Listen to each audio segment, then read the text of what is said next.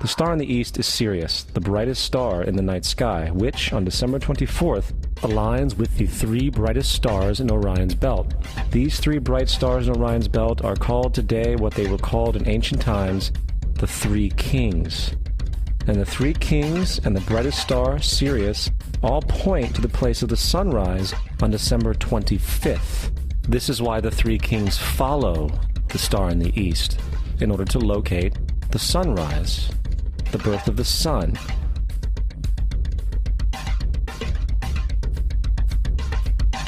The Virgin Mary is the constellation Virgo, also known as Virgo the Virgin. Virgo in Latin means virgin. Virgo is also referred to as the house of bread, and the representation of Virgo is a virgin holding a sheaf of wheat. This house of bread and its symbol of wheat represents August and September, the time of harvest. In turn, Bethlehem, in fact, literally translates to house of bread. Bethlehem is thus a reference to the constellation Virgo, a place in the sky, not on Earth.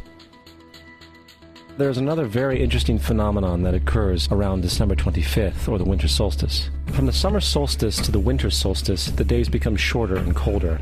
And from the perspective of the northern hemisphere, the sun appears to move south and get smaller and more scarce. The shortening of the days and the expiration of the crops when approaching the winter solstice symbolize the process of death to the ancients. It was the death of the sun. And by December 22nd, the sun's demise was fully realized, for the sun, having moved south continually for 6 months, makes it to its lowest point in the sky. Here a curious thing occurs. The sun stops moving south, at least perceivably, for 3 days. And during this 3-day pause, the sun resides in the vicinity of the Southern Cross, or Crux, constellation. And after this time, on December 25th, the sun moves 1 degree, this time north, foreshadowing longer days, warmth, and spring. And thus it was said, the sun died on the cross, was dead for 3 days, only to be resurrected or born again. This is why Jesus and numerous other sun gods share the crucifixion, 3-day death, and resurrection concept. It is the sun's transition period before it shifts its direction back into the northern hemisphere, bringing spring and thus salvation. However, they did not celebrate the resurrection of the sun until the spring equinox, or Easter. This is because at the spring equinox the sun officially overpowers the evil darkness, as daytime thereafter becomes longer in duration than the night, and the revitalizing conditions of spring emerge. Now, probably the most obvious of all the astrological symbolism around Jesus regards the 12 disciples. They are simply the 12 constellations of the zodiac, which Jesus, being the sun, travels about with. In fact, the number 12 is replete throughout the Bible.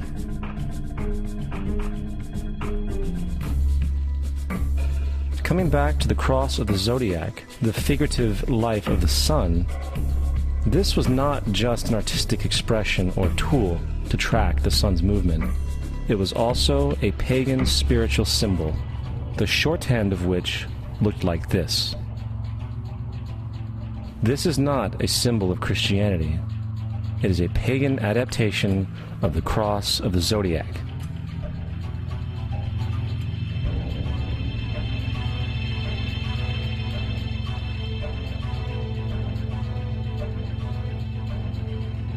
This is why Jesus in early occult art is always shown with his head on the cross, for Jesus is the Son of God, the light of the world, the risen Savior, who will come again, as it does every morning, the glory of God, who defends against the works of darkness, as he is born again every morning, and can be seen coming in the clouds, up in heaven, with his crown of thorns, or sun rays.